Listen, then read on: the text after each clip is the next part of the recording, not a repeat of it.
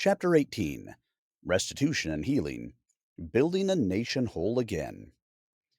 The wounds of dispossession, apartheid, and centuries of colonialism are not healed through silence or time. They are healed through truth, justice, and restoration. As we embark on a new path of state custodianship, it is imperative that we do not merely reform systems, but restore dignity, repair broken communities, and rebuild a shared national soul. This chapter presents how restitution and healing must become central pillars of our new custodianship society. 1. Restitution beyond compensation. Restitution is not charity, it is a moral and historical obligation to correct past and ongoing injustices.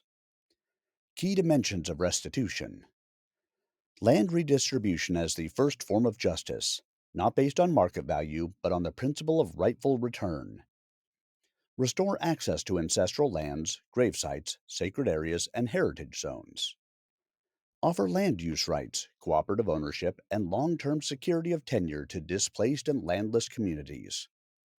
Establish a restitution tribunal to fast track unresolved land claims with clear timelines and support systems. 2. Healing the psychological scars of dispossession. The loss of land, culture, and power created more than poverty. It created a spiritual and psychological void. Healing mechanisms. Community led truth circles where stories of loss, survival, and resistance can be told and heard. Cultural revival programs, teaching language, rituals, indigenous knowledge, and traditional practices. Government sponsored mental wellness campaigns, trauma therapy access, and holistic healing centers in rural and township areas. Reconnect youth with land through agrarian education, ancestral teachings, and spiritual land pilgrimages.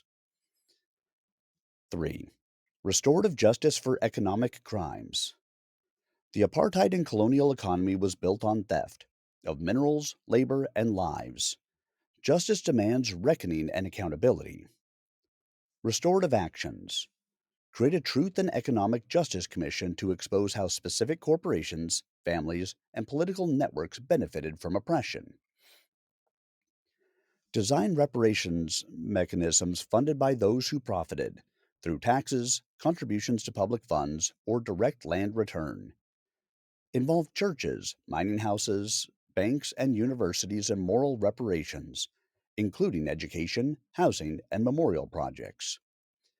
Launch a national archive of economic injustice, preserving evidence, testimonies, and legal frameworks for future generations. Restitution for workers and dispossessed communities. The working class, especially mine workers, farm laborers, and domestic workers, formed the backbone of the economy but reaped the least. Immediate programs. Establish a workers' restitution fund, built from strategic sector revenues, to provide pensions, health care, and reparations to elderly and injured workers. Grant free land or housing plots to retired workers from mines, farms, and state owned industries. Introduce community profit sharing models in industries like mining and farming to reverse historical exploitation. Ensure priority and access to education, training, and enterprise finance for children of the historically dispossessed. 5. Justice for marginalized groups. Restitution must include those who suffered intersectional oppression: women, LGBTQ plus individuals, disabled persons, and ethnic minorities. Inclusion strategies. Recognize patriarchal land laws that excluded women, reform them in both customary and statutory systems. Allocate land and enterprise space specifically to women led and queer led cooperatives. Ensure persons with disabilities are included in land access, job creation, and state support systems. Develop customized healing and justice programs with grassroots organizations representing marginalized voices. 6.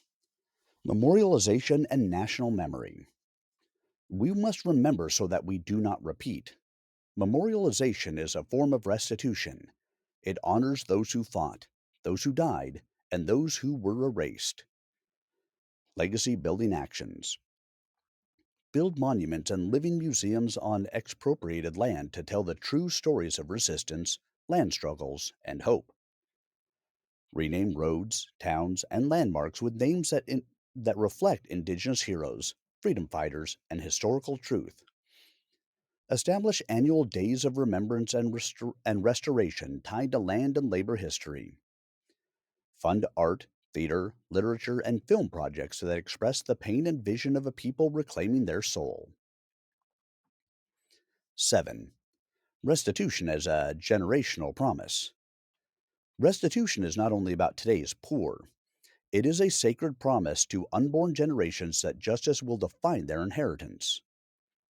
Long term policies. Enshrine restitution principles in the new Constitution of the Custodianship Republic. Develop an intergenerational trust fund to protect land, water, and ecological wealth for future citizens. Educate children from an early age about restoration, justice, and history, preparing them to carry the torch. Conclusion of Chapter 18. Without restitution, there is no peace. Without healing, there is no future. The Custodianship Republic is not a new government. It is the rebirth of a broken nation. Through truth, through dignity, through deep and democratic repair, we shall rise not only as a people who survived, but as a people who overcame, reclaimed, and as resto.